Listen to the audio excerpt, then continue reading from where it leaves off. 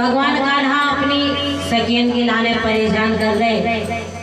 तो भी सखियां कह रही हैं और क्या बोली, ये सखी श्याम रे सबरिया नट खट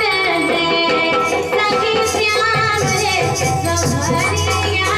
नट खट दे, सखी श्याम रे सबरिया नट खट दे।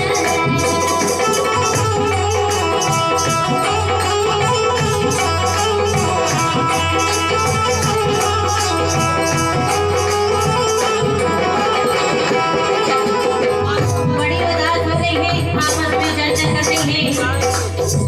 ये सखी श्याम रे सबरिया नट खट दे, सखी श्याम रे सबरिया नट खट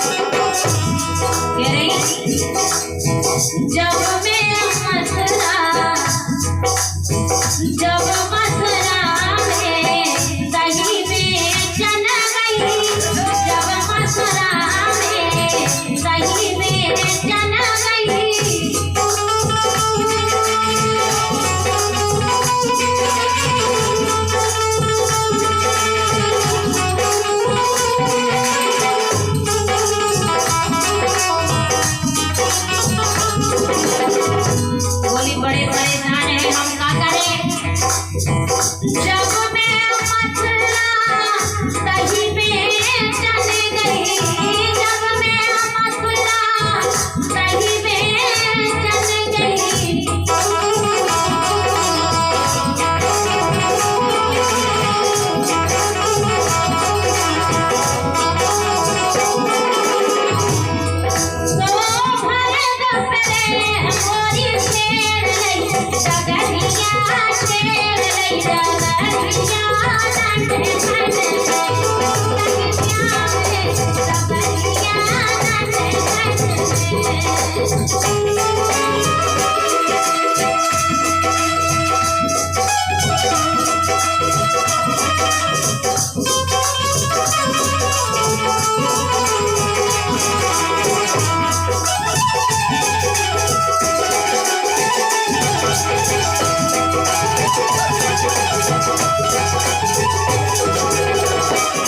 आखिरी में बता रही है सुना रही कह रही